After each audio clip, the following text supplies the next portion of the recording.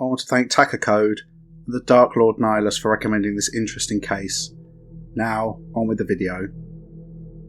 I made a video a while ago about the coward that was Elliot Rodger, the self-entitled misogynistic perpetrator of the 2014 Isla Vista killings, who killed 6 people and injured 14 others in a murderous spree as punishment to the world because no one would sleep with him.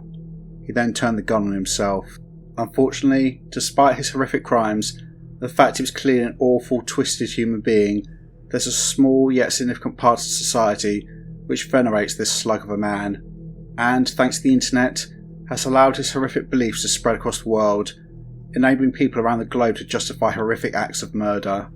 One of these people was Jake Davison, a disturbed and dangerous 22-year-old man, a self-described involuntary celibate, or incel, who, on the 12th of August 2021, after years of deteriorating mental health and a growing hatred of women, took his legally owned pump-action shotgun and killed his mother. This CCTV footage shows him, gun in hand, leaving his home approximately 60 seconds after the murder. In just 6 minutes, he murdered 4 more people, whilst walking the streets of the Keyham area of Plymouth in the UK, before turning the gun on himself. The failings of the police and the worship of this pathetic excuse for a man are truly shocking. Welcome to Evil Among Us.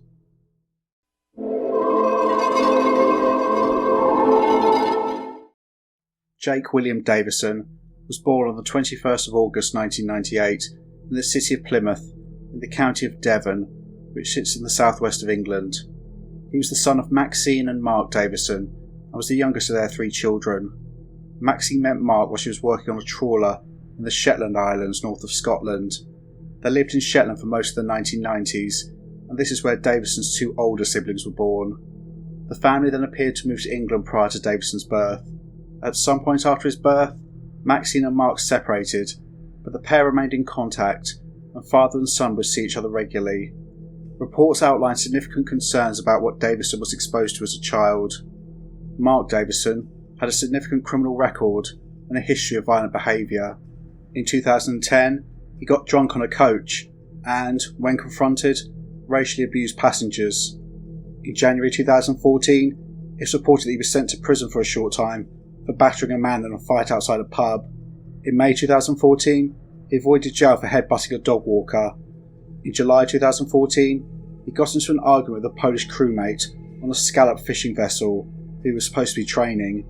Davison Sr. attacked him, including biting this man's cheek like, quote, an animal that holds onto its prey. He was sent to prison for 8 months for this offence. In court for this last offence, it was disclosed that Davison Sr. had a long criminal record extending back far beyond these incidents. To his credit, it appears that by the time his son committed this atrocity in 2021, Mark Davison had turned his life around, and he condemned his son's actions, as well as offering an apology to the victims' families. In addition, it has to be noted that Jake Davison was a grown man. He made his own choices. However, I think it's difficult not to come to the conclusion that Davison forming pro-violent attitudes and beliefs during his childhood has something to do with what he was potentially exposed to by his father. This is obviously a theory because there really isn't much information about Davison's early years, but I think, from those of you who have watched my channel for a while now, and those who have background or interest in psychology, generational cycles of violence are common, with parents teaching their children this is the right way to behave, and then, if they don't address this type of thinking, they pass it on to their children, and so on. Also, a key piece of information buried in all the reports I've read suggests that at primary school, when he was around 8 or 9 years old, Davison would talk a lot about sex and pornography, and it was believed he was watching this from a very early age. If he was, then this likely led to him becoming sexually obsessed, seeing this as being the most important thing in life. Also, he may have developed problematic views of women, seeing them merely as objects that men use to get their needs met. Another important feature of this case is the fact that Jake Davison suffered from autism, or as it's known medically, autistic spectrum disorder, or ASD for short, a developmental issue in the brain. Essentially, their brains are wired differently to others.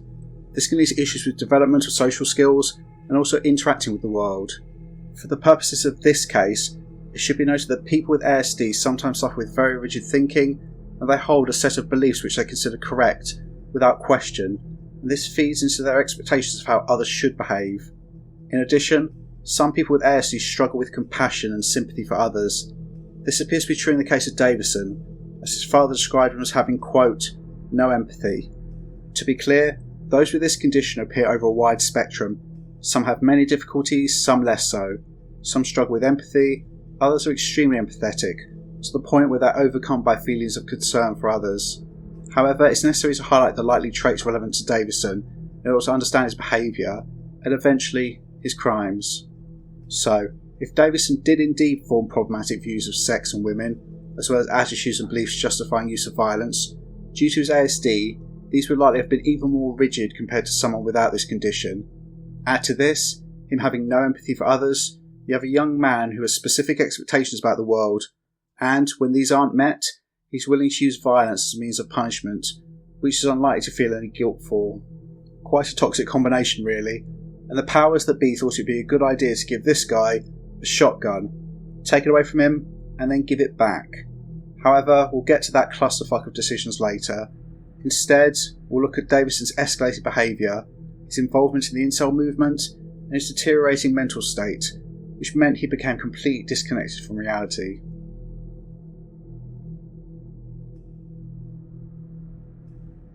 As well as repeated mentions of pornography, Jake Davison had another obsession: guns.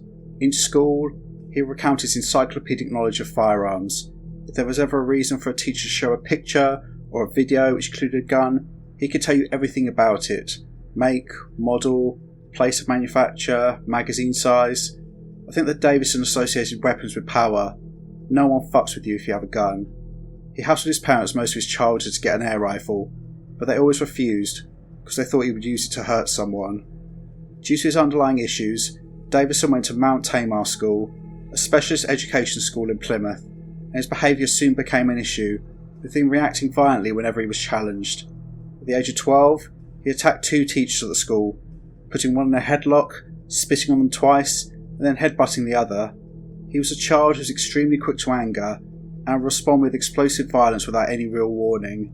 It's reported at this time that Davison began showing an interest in girls, but he was too introverted to talk to them.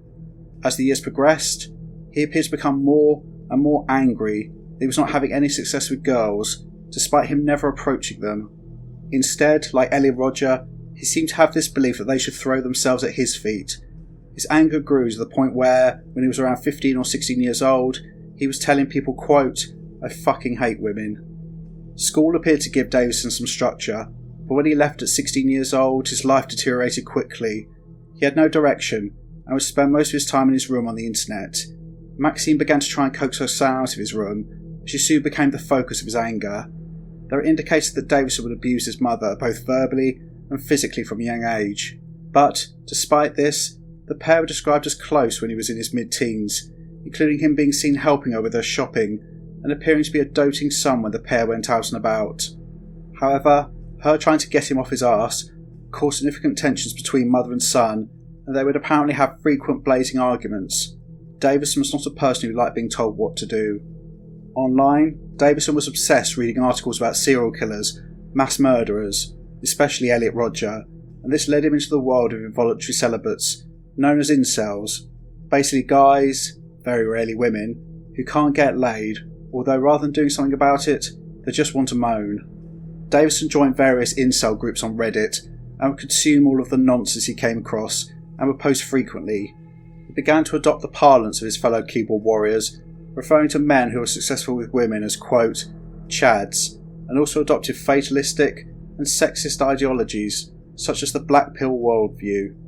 This is a belief system which has been described as, quote, a profoundly sexist ideology that amounts to a fundamental rejection of women's sexual emancipation, labelling women shallow, cruel creatures who will choose only the most attractive men if given the choice. It's a reference to the blue pill red pill dilemma from the film The Matrix. Essentially you have a choice, but in this theory it suggests there is no hope, no choice. These incels believe that their lack of sexual success is a permanent feature which they cannot change regardless of what they do, because women are shallow and will reject them because of the way they look. These posts appeared to make Davison more sure of his distorted worldview, seeing himself as the victim and women were to blame. His posts became more and more unhinged in the year of the shooting, but we'll return to those later. In addition to this, he joined various gun groups online. Davison was becoming more angry and volatile, and he began to commit serious acts of violence towards others, beginning in 2016. Sometime in the summer of this year, a man called Scott Hobbs, who was 25 at the time, was standing with his partner Sherry, who was 12 weeks pregnant, outside a branch of Tesco's about a mile away from Davison's home address. Scott later recalled what happened next. He stated, quote, "I heard this clatter behind me. I turned around and I saw his fist heading towards my face. He had me down on the floor and was using his weight on me to keep me down. He hit me 15 to 20 times in the head and kept saying, 'You shouldn't have said that.' I was trying to kick him in the shins to get him off me, but he was too big a guy. He knocked Sherry over while punching me and she landed on her front, so we were really worried about the baby for days. She kept having pain. She managed to crawl into the Tesco's to get help, and a security guard was coming to help. That was when he stopped hitting me, ran to his push bike and rode off. I was being sick and could barely stand up. He badly hurt me and I had lots of lumps on my head and cuts. I'd never seen him before that day and had no idea who he was or why he attacked me. Luckily, the baby was not harmed, and after being treated at A&E, Scott went home. The next day, he was again with Sherry at the same supermarket when they saw Davison. Scott called the police and it seems at this point Davison spotted them. He was not deterred. He began striding towards them, meaning, whilst on the phone to the police, the couple had to circle the car park to keep away from him. All the while, Davison was following them, staring at them. The police arrived and it's not clear exactly what Davison told them, but it appears as the actual assault was in a blind spot of the cameras, they felt there wasn't sufficient evidence to charge him, so he was given a warning and sent on his way. Scott later stated that he and Sherry were subjected to prolonged harassment by Davison, including him telling them, quote, "I'm going to get a gun onto you." What form this harassment took is unclear, but it seems like he was stalking them. They were so scared that the pair moved away from the area in 2018. The CCTV did show Davison get off his bike and go straight towards Scott and his partner, which suggests that the couple was specifically targeted. I think the most likely scenario is that Scott's happiness, the fact he had a girlfriend and she was pregnant, was something that Davison couldn't stand. Why should others have happiness when he had none? And he beat him to punish him. In November 2016, his mother Maxine contacted Career Southwest, a mental health guidance counselling organisation, stating that she was concerned about her son, by now 18 years old, both in terms of his attitude and behaviour, with him apparently having no direction or plans for the future. He was met by a careers advisor the next month. Davison apparently rambled on about his obsession with guns and about the fact he wanted to work in a gun shop. It also became clear that he'd been talking to some questionable characters online in other countries about guns, and she was concerned that he might be being groomed to commit acts of violence. His statements alarmed the workers so much they made a referral to Prevent, which are specialist officers within each police force who work with those at risk of radicalisation to reduce the risk of acts of terrorism. However, this referral was rejected, as it was determined there was no evidence that Davison had expressed any intent to harm himself or anyone else. In July 2017, Jake Davison made an application for a shotgun licence to Devon and Cornwall Police. Despite clear mental health issues, a recent incident of violence, and concerns from an outside agency which led them to make a referral to police specifically tasked with trying to de-radicalise potential terrorists, for some inexplicable reason, in January 2018, Devon and Cornwall Police issued Jake Davison, a very unhinged young man, with a firearms certificate, valid for 5 years, allowing him to buy both shotguns and ammunition. Davison wasted no time. In March 2018, he purchased a Weatherby pump-action shotgun and ammunition. This would be the murder weapon he used in 2021. The police can revoke a firearms licence and confiscate any firearms at any time for a number of reasons. This can include the bearer committing further offences or potentially a deterioration in their mental health. In 2020, a violent incident occurred, which should have led to Jake Davison having his shotgun taken off him permanently, and it also shows the dangerous man that he'd become. Specifically in September 2020, less than a year before his rampage, Davison was walking past a skate park in Plymouth Central Park when a bunch of teenagers began mocking him. One of them was a 16-year-old boy who called him, quote, "fat cunt." Obviously, any of us would be pissed by this. However, Davison was absolutely apoplectic. He stormed home and grabbed his shotgun and began loading it. Living in the home at this time was his mother Maxine's partner, Darren Wood. who came across Davison loading the shotgun and saying, quote, "I'm going to go down there and kill them." Davison was only talked out of doing this because he was told he would go to prison. However, he was determined to go back, weapon or not. The next clip shows what happened when he found the children again.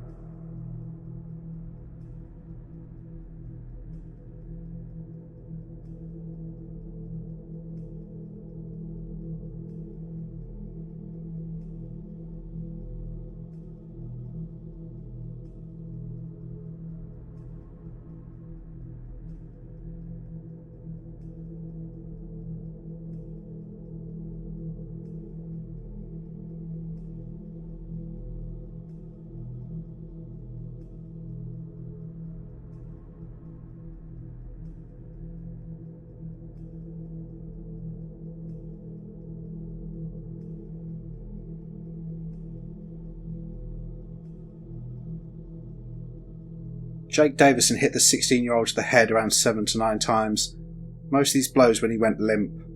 The girl that you see going to his aid was apparently slapped by Davison, although this is difficult to make out given the quality of the footage.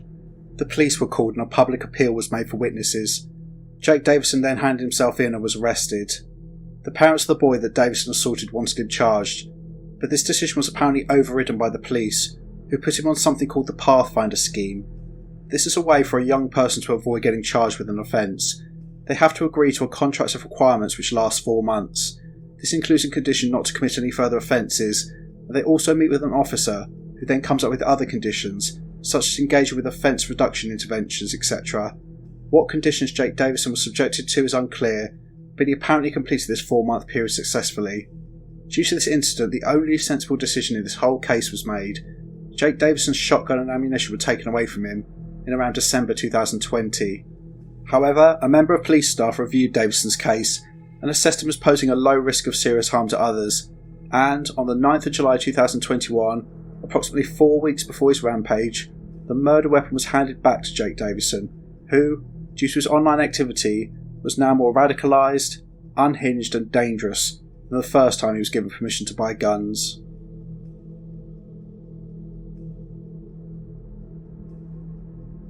It's known that Jake Davison spent years, from the age of around 17 to his death at the age of 22, heavily involved in the online incel community, but many of his early messages have been lost. Similarly, he was also posting online videos to various social media sites over this time. Again, many of these have been deleted or lost. However, it's easier to trace his online activity from 2021, in the months leading up to his killing spree. Outwardly, Jake Davison seems to be trying to get his life on track. By the beginning of this year, he'd found himself a job in construction, but he'd also become obsessed with working out and was abusing anabolic steroids, which are notorious for increasing anger and aggression in its users. Davison's recovered messages show that in the months leading up to his crimes, his hatred of women was on full display. He posted messages such as, quote, "Why do women struggle so badly to sympathise and understand men's plights, issues and problems in society and life, but as men, we can easily sympathise and understand women's issues and problems." And Nurse Ratchet from One Flew Over the Cuckoo's Nest is a prime example of what a lot of women would do to unappealing men: emasculate them, psychologically terrorise them, play emotional games, etc, etc. Fueling Davison's rage was apparently his difficulties in getting any sort of attention from women on dating apps such as Tinder. He disclosed that he'd not actually spoken to a girl in the real world since he was 17 years old. However, it was clear that despite minimal effort on his part, he felt he deserved a partner, with him writing, quote, "They just say this shit because they just expect us to accept it and go into our corner where we belong. I deserve and am entitled to love a girlfriend, wife, kids too. Why should I have to live a miserable, lonely life? No, sorry, I refuse that, and every self-aware male should not accept that either." It transpired that a few days before his death, Davison was banned from Reddit for inappropriate behaviour towards a 16-year-old girl from the US, and this conversation, at least in part, was released and is on screen, but I'll read it out. It's a back and forth between the 16-year-old girl and Davison. These are all direct quotes. So Davison starts by saying, "I do believe I deserve a girlfriend, yes. Does that mean I would force a girl to be my girlfriend? No, of course not. But I do believe I'm entitled to one, yes. I still think about a girl who I could have gotten with when I was younger at college. Alicia was her name. Still think about her now like a sad loser. She liked me, but mental barriers stopped." The 16-year-old replies, "Go to like a bar or something and meet people then. You can't expect to get a relationship if you don't do the work to get one." Davison's response is partially cut off, but it does say, "You really think I'm disgusting and a monster for finding a 16 or 17-year-old attractive? I don't pursue them, but by luck, if one was spread wide on my bed and I just walked, yeah, I would have sex." 6-year-old replies, "I don't think a random teenager on the internet is the right person to get relationship advice from, my guy." Davison responds, "I pursue 18 to 35, although have never asked a girl out in my entire life." She says, "Maybe that's your issue." He says, "I know, but you bully on Intel tear? Don't know what the fuck he's on about there." She says, "Ask someone out then." Pathetically he responds, "I don't know any, and I'm treated like scum and shit on shoes online women don't know, so arrogant on Tinder and other social media, they're not interested." She says, "Am I treating you like shit?" He responds, "Rarely get matches if ever, and when they do they don't bother wanting to meet. Yeah, but you said earlier, hypothetic, if you were 18 and lived near me, you will not meet me." This dude was a wordsmith if nothing else. Anyway, she responds, "Because I don't know who the fuck you are. You're literally a random dude who slid into my DMs." This 16-year-old also disclosed that Davison had repeatedly talked to her about meeting up and having sex, despite her stating she was underage in the US. However, he didn't care. He continued making such romantic statements as, quote, "If a 16-year-old girl was spread in front of me, I'd fuck her things." His harassing behaviour got him banned. There was some pushback on Davison's behaviour, one person writing, quote, "I mean, from your looks, I think you could get a girl if you changed your personality. I don't think you're going to get a girl if you keep telling them you're entitled to, and that you would fuck a 16-year-old if you had the chance." Essentially saying, if you were less of a bellend, you might get somewhere. However, Davison was obsessed with physical attractiveness. It was not how you acted, it was what you looked like. He cut off his beard at one point and posted these pictures online, asking for others to comment. He was also apparently obsessed with losing weight, referring to himself as a, quote, "fucking fat ugly virgin." He'd post pictures of himself on YouTube working out, and stated he'd been trying to improve his physical appearance since his late teens. However, he claimed that apparently an injury he suffered at this time was the end of the world for some reason. With regards to this, he wrote, quote, "I was working out 2 hours at the gym every day, and I was hoping, yeah, I'm going to change my life. Yes, things are going to get better. Yes, I'm finally going to move out, get my passport. It's amounted to nothing. I worked it for 1.5 years. I injured my ankle and I took a couple of weeks off. And then, after that, I was just never the same. And then, over time, it just got fucking shit." That ramble is full of non sequiturs. So how does having an ankle injury for a few weeks stop you from getting a passport or moving out, or working on other parts of your body? It just makes absolutely no sense. These self-pitying statements go on and on, with Davison talking like he's a grizzled old man who has had a lifetime of hardship, rather than a self-entitled 22-year-old, posting things like, quote, "When you have dealt with nothing but negativity in your life, as you get older, you just get ground down." Davison's life appeared to take an upturn in August 2020 when he obtained an apprenticeship and was training to become a crane operator. However, Davison still wasn't happy. He told people online, despite his changing circumstances, things were, quote, "still the same, still in the same house. Yeah, maybe I've got a job now, maybe I've got some money now, and I've bought a new computer and stuff, but it's all still the same." The person who had to suffer Davison's self-pitying, self-absorbed and self-entitled behaviour the most was his mother Maxine, and it's reported that he treated her terribly. Her partner at the time, Darren Wood, told a subsequent inquest, quote, "I think Maxine feared Jake for the best part of her life. He treated her like a slave. She would flinch around him. It was brutal, some of the things I used to see. He used to leave rubbish for Maxine to clear up. He was dirty. All his money went on sweets, energy drinks, protein drinks, steroids. If his tea wasn't done, he'd get angry. That's why I moved out in the end. I couldn't put up with his attitude. She didn't want him to have the gun. She was trying to get him to sell it. She called the police at one point, asking them to take it away." Darren also describes seeing Davison attacking his mother, pinning her down, and him having to punch and kick him to stop the assault. This was not a rare occurrence. Maxine was frequently verbally and physically abused by her son, and the seriousness and frequency of this behaviour increased in 2021. Maxine's only sin appears to have been trying to help her son, including trying to save him from himself, and this sometimes involved her pushing back against his misogynistic comments. However, there was no getting through to him, and Davison would take to the internet to tell everyone how much he hated his mother. In response to a message online which stated, "What do incels think of their mother?" Davison wrote, quote, "Can't stand her." Whilst many of the videos that Jake Davison posts online don't appear to exist anymore, I have found two which I want to show you. The first one is short and shows Professor Davison teaching us about women. All I think when I watch this is people in glass houses. You'll see what I mean. This is the point. Yes, women will entertain. Yes, men are more stimulated by looks. We might look at a girl's ass and go, fuck, I want to stick it in her. Oh yeah, look at her. You know, women might not react like that, but you best believe who they let have sex with them, they're far more selective. And most women, a lot of women are very simple-minded and they ain't all that bright. You know, social media and thinking they're princesses and all this, they grow up. A lot of women are quite simple-minded. The only thing they understand is that. You know, you talk about intelligence, smartness, you know, women don't give a fuck about none of that. Unless you got that. You know, do you think they care about the little fucking autistic kid in the corner who's won the mathematical international Olympiad or whatever the hell? They don't give a fuck. If they said, oh yeah, the winning prize is $1.5 million, they'll care then. But money and status only makes it so far. You know, and you talk about, oh, men leave marriages more and men don't have sex as much. No, men leave marriages more because they care more about the looks of the woman. But here's the thing.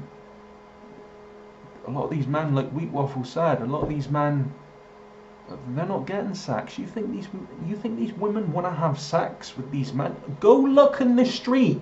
Walk down in the street and look at these guys. These middle-aged, balding, fat, triple, mega, double guts. Would you have sex with them guys? No. The second clip is apparently one of the last videos released by Davison, just a few weeks before his horrific crimes.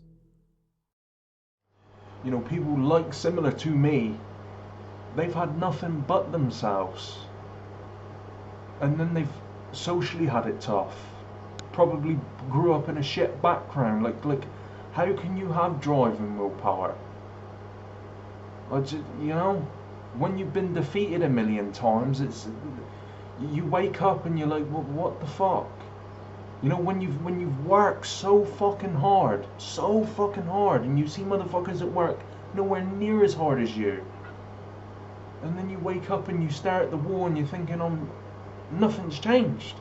Like, I'm still in the same position, same period in life, still a fucking this, that, virgin, fucking fat, ugly, whatever you want to call it. What's changed? Nothing. Why do I even do it for? You know? I'm not saying this is... Look, anyone watching this, don't be demotivated. I'm not saying give up. You should never give up. As long as you're alive, you should always keep trying. At least somehow.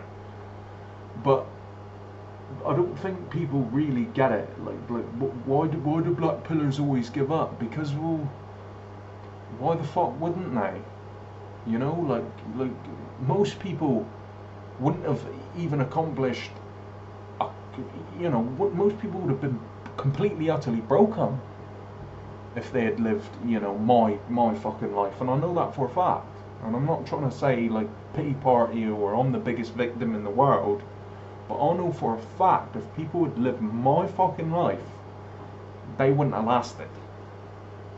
It's a miracle. I'm surprised I even fucking made it this far, to be honest.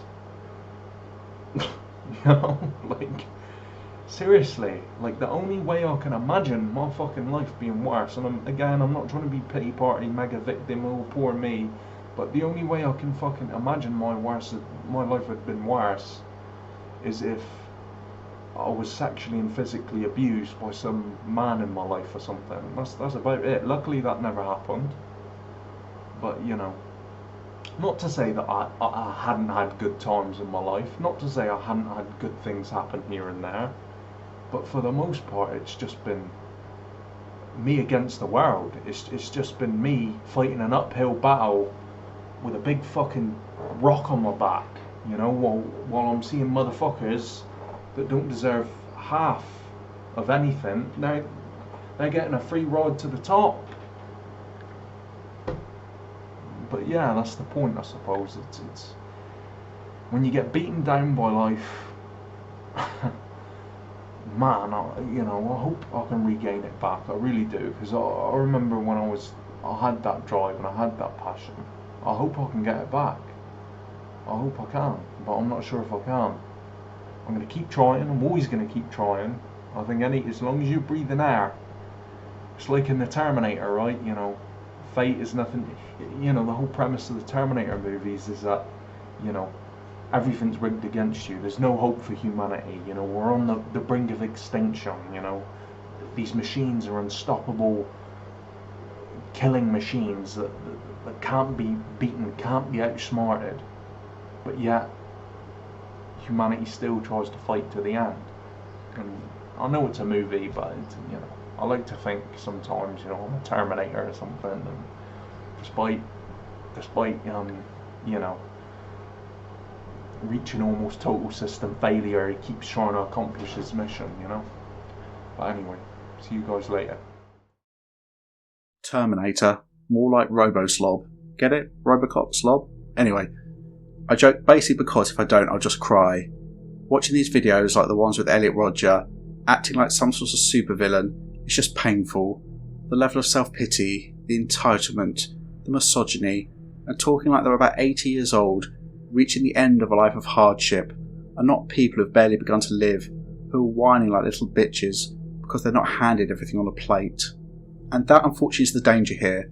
The posts and videos I've gone through so far show that in the lead up to his rampage, Jake Davison was disconnected from reality. He was a hate-filled piece of shit who felt entitled to things we all have to work for in life. He expected things to be handed to him and for women to comply with his demands.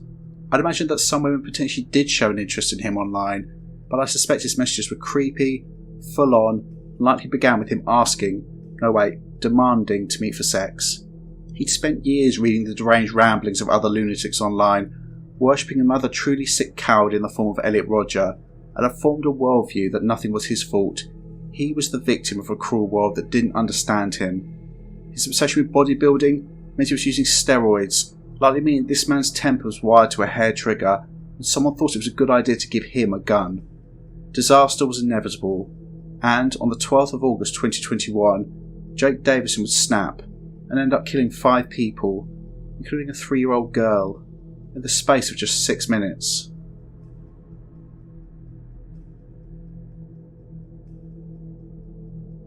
At 3:22 p.m. on the 12th of August 2021, Jake Davison returned home from work to the property he shared with his mother, 17 Biddick Drive, Plymouth.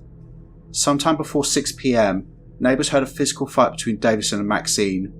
Maxine called her sister Marlene at 6:05 p.m, telling her that Davison had grabbed her around the throat and wouldn't let her out of the bedroom. This sister called the police and was put in a queue to speak to someone. Approximately 2 minutes later, neighbours heard 2 loud bangs, the sounds of the shotgun blast that killed Maxine Davison, who was 51 at the time of her death. She was shot in the head and torso and was killed instantly. At 6:08 p.m, cameras at a neighbour's house captured Davison leaving his house, armed with his shotgun. At 6:09 p.m, so just 60 seconds later, yards away from his front door, and while still on Biddick Drive, Davison came across 43-year-old Lee Martin and his 3-year-old daughter Sophie, who had come back from walking their dog. Davison fired at Lee from a range of around 20 metres, and then approached at speed, closing the distance before firing again, hitting him in the head. Lee, being the loving father that he was, bent down to protect his daughter, shielding her with his body. When he was within a metre of the pair, Davison fired a third time, aiming at Lee's head. He then also pointed the shotgun at 3-year-old Sophie's head and fired from close range. Both died together, and Lee was found cradling his daughter. A neighbour risked their life to run out and cover the bodies with a sheet. A local resident called Ben Parsonage, aged 33, saw the shooting of Lee and Sophie and came out of his house to confront Davison.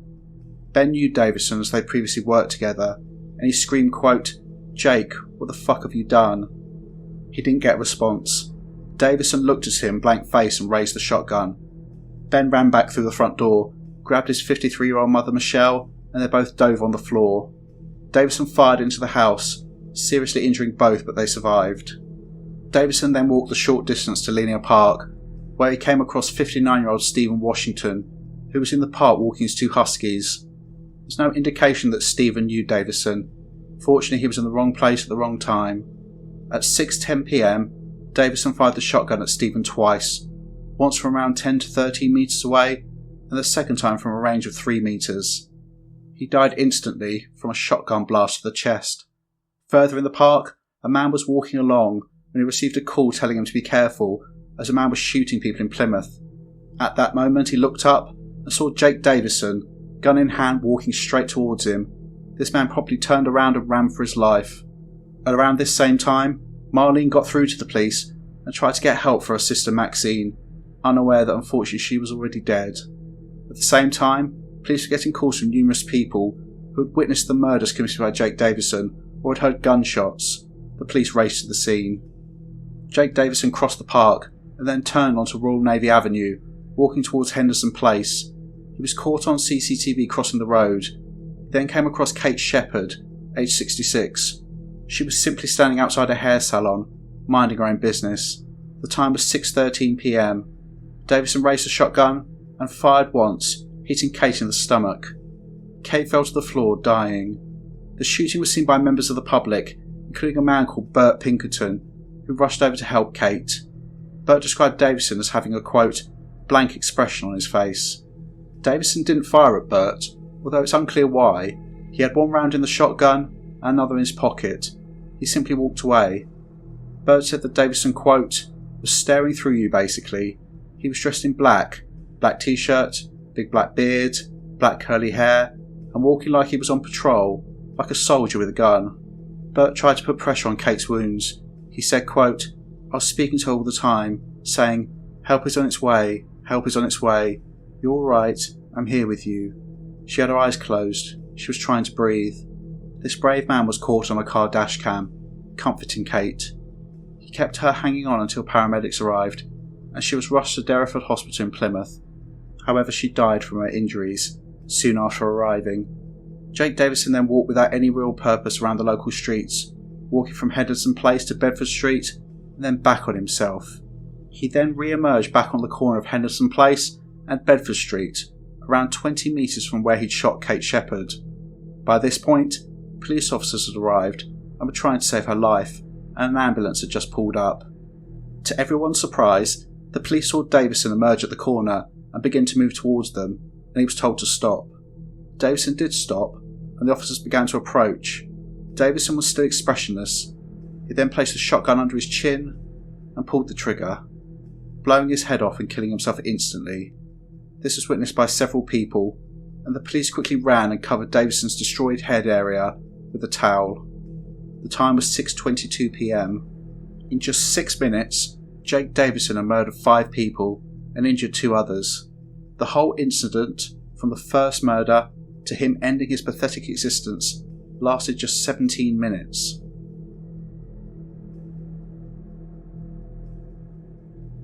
This section is going to be in 2 parts, including public failings and disgusting veneration of the coward that was Jake Davison.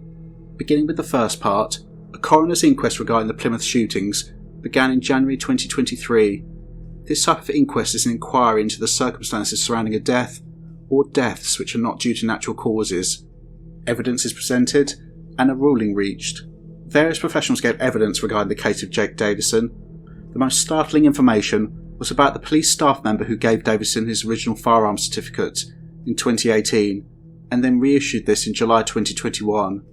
It was stated this individual had, quote, not received any formal training, but rather had to learn on the job. Davison being arrested for assault in 2020 should have automatically led to him being assessed as a high risk, i.e. an imminent risk to the public, and his firearms certificate reviewed by the head of the department. But, because the firearms officer assessed him as low risk, i.e. no risk at all, they made the decision in isolation, and the shotgun was returned to Davison. Now, I don't know about you, but I'm a person who, if I have a job, I want to do the best I can. If I'm unsure about something, then I'll ask, because I want to do the best job possible. This has been especially true when I'm working in a job where public safety is at risk if I make the wrong decision. In these positions, I check, double check, and then triple check the double checking, ask people, and talk things through until I'm sure of the right option. It is pretty shambolic that someone whose job it was to give firearm certificates was not trained properly, but that individual was employed by the police. It was their responsibility to protect the public, so if in doubt, ask, rather than making decisions that could cost lives. Even then, take out the formal training. I think this is just common sense. Just on paper, you have a guy who'd violently assaulted someone for no reason and been referred to counter-terrorism officers, and you gave him a gun. He then battered children, and you take the gun off him, but then give it back to him a short time later. Was his social media footprint checked? Clearly not. Also at the inquest, it was revealed that the police had contacted Davison's GP for information on his mental state. It was later reported that the GP had refused to provide information. That's not entirely true. The GP basically said he couldn't comment on behavioural or personality disorder issues, which I think is still a bit of a cop-out. He could have provided some insight based on having met Davison, his presentation, mood, etc. However, regardless of whether the GP did or did not give information, the police should have told him if Davison was granted a certificate so that a mark could be put on his record. This would direct whoever saw Davison to contact the police if they had any concerns about his mental health. This didn't happen. Davison's GP didn't know he had a shotgun until after his death. There have been some questions raised about the level of mental health support given to Davison. His family claim he received none, despite repeated attempts by his mother to get support. But this has been countered by the NHS, which said this was not the case, but they didn't provide any further information. However, the main focus of the findings of the coroner's inquest was Devon and Cornwall police, who were roundly criticised for their firearms certification process, not only in this case, but also generally. After this incident, firearms were removed from around 80 individuals in that policing area alone, who it was felt should not have been given a certificate in the first place, or should have had it revoked due to a change in circumstances. In February 2023, the inquest concluded that the actions of Jake Davison were facilitated by the, quote, catastrophic failings of the local and national gun licensing system, and reforms were suggested, including checking the person you were giving a gun to is not a lunatic. You know, things like that. So unfortunately, if you're not angry yet, you will be. So Jake Davison's horrific actions and his death turned him into a martyr within the incel community, showing the absolute sickness of these types of people, who apparently celebrate someone going around murdering innocent people, including a child. In the aftermath of the Isla Vista shooting in 2014, Elliot Rodger was referred to as, quote, Saint Elliot, and unfortunately Davison was also given this disgusting title by these twisted fucks, with several of them writing comments revelling in the death and destruction he caused, and even wishing for more of the same, with two comments which referred to Elliot Rodger as ER stating, quote, we were overdue a new ER, and I hope it happens more. When someone goes ER, my day improves a lot. So your day improves a lot when you hear about innocent people being murdered. Fuck you. You know what? You know when you're so angry you feel like your blood might actually be boiling? That's where I am like right now. I'm not going to say much more, because I'll probably go on a rant using a word that rhymes with bunt. I think it's time to move on.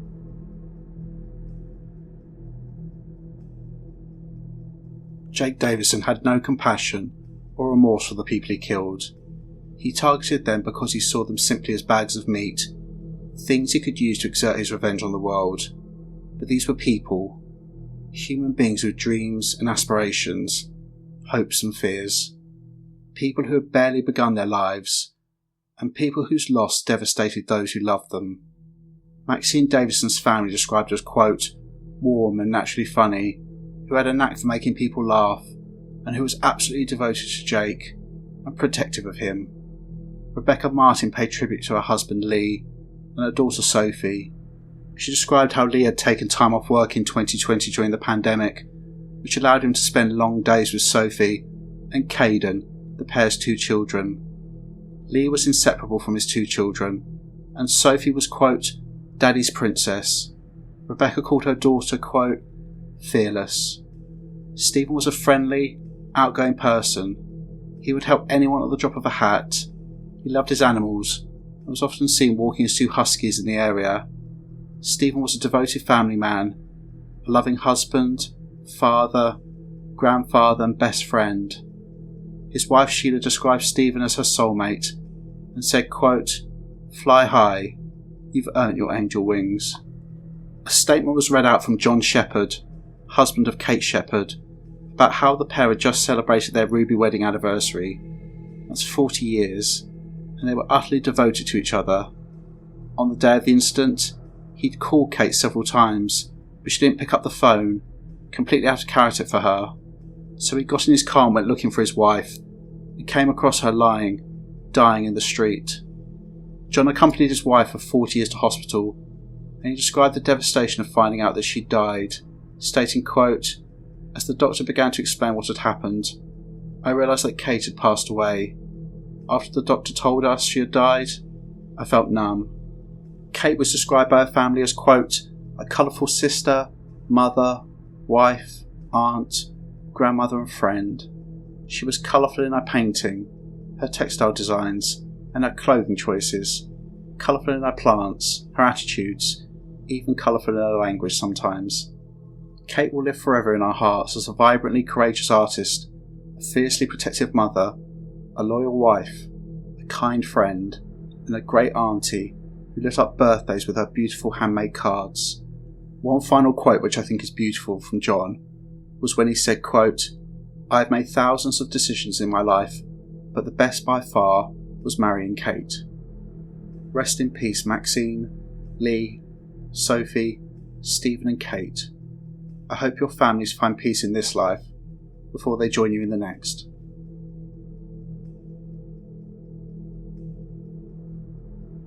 It's inevitable that in order to fully understand Jake Davison, we need to look at parallels between him and Elliot Rodger. Both men, and I use that term loosely, were self-absorbed, narcissistic, self-entitled man-babies. They both believed they should be handed everything on a plate and that women should fawn at their feet and give them whatever they wanted, regardless of how they treated them. I do have some sympathy for Jake Davison. He was autistic and clearly struggled in his life.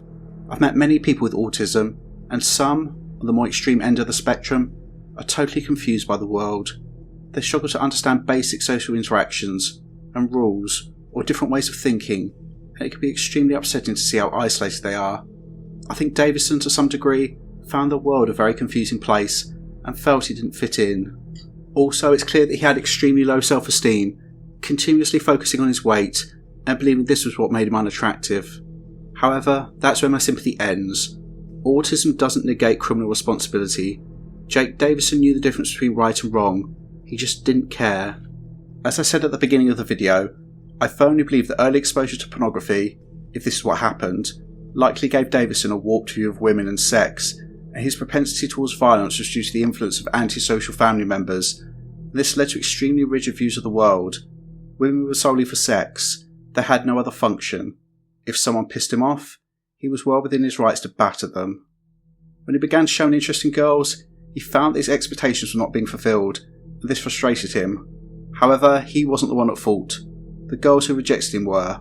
I think this indicates Davison's narcissism. There was nothing wrong with him. These girls should be giving him what he wanted.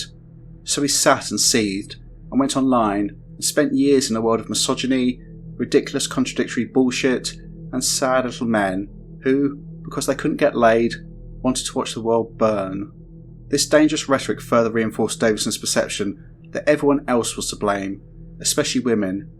It wasn't because he was a self-absorbed prick, it was because women were not very smart. To be fair, they were smart enough to stay away from him. However, his indoctrination went further. He was entitled to these things. Women should be throwing themselves at him, and because they weren't, he was such a victim. Poor Jakey boy, so hard done by. The world was such a cruel, unforgiving place because women would not knock on his door, strip naked, and throw themselves at him, or respond to his, I imagine, extremely creepy and explicit messages. How dare people suggest that he should actually go out and, talk to women? That's not how it works. They should have flocked to him. The world owed him, and it wasn't delivering, so society had to pay. And his mother, how dare she try to get him off his backside and do something with his life? I think that Davison had the shotgun because it made him feel powerful. Whether he ever used it to threaten his mother is unclear, but I wouldn't be surprised. The crimes of Elliot Rodger and Jake Davison were both underpinned by pure hatred, and were intended to strike back at a world they felt didn't recognise their superiority. However, there's a key difference between the two incidents. The crimes of Rodger were planned, Davison's were not. What happened on the 12th of August 2021 between mother and son will never be known for sure, but I imagine she pulled him up on something, potentially something trivial. However, giant man-baby and narcissist that he was, I think that Jake Davison shot his mother to punish her for daring to tell him what to do.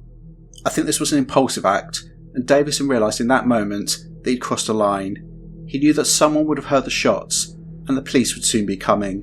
He only had minutes to act, so he left, and went on to kill anyone and everyone he could find as quickly as possible, to send his message of hate.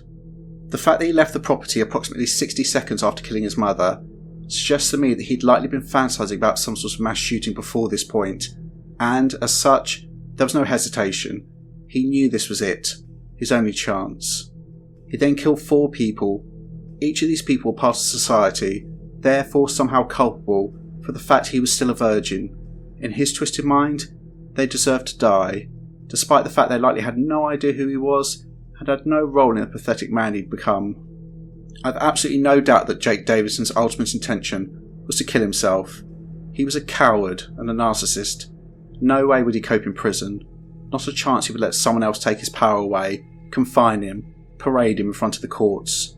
Him walking aimlessly in the last minutes of his life, I think, were a combination of him enjoying his final moments alive, but also sickeningly revelling in what he'd just done, and having fancies about being remembered as some sort of martyr or crusader. He didn't hesitate when he pulled the trigger to end his own life. There was no sign of fear on his face. Jake Davison had no remorse or guilt for his actions. He lightly left this earth feeling very pleased with himself. I use the term evil a lot in my videos. I mean, it's in my channel name, but I think I always struggle to define it. Evil, like love, is more of a feeling or combination of feelings, as opposed to something you can describe. However, I think Jake Davison helps with the definition.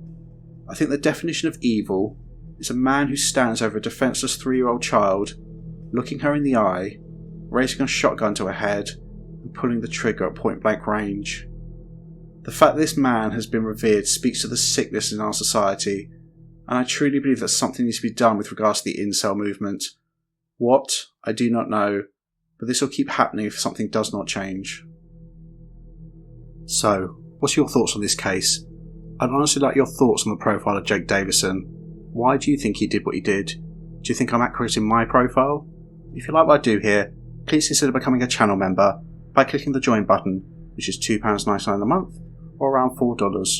Also, if you want to send a one-off donation to support the channel, then click the thanks button. Please like, share, subscribe, take care, and I'll see you in the next one.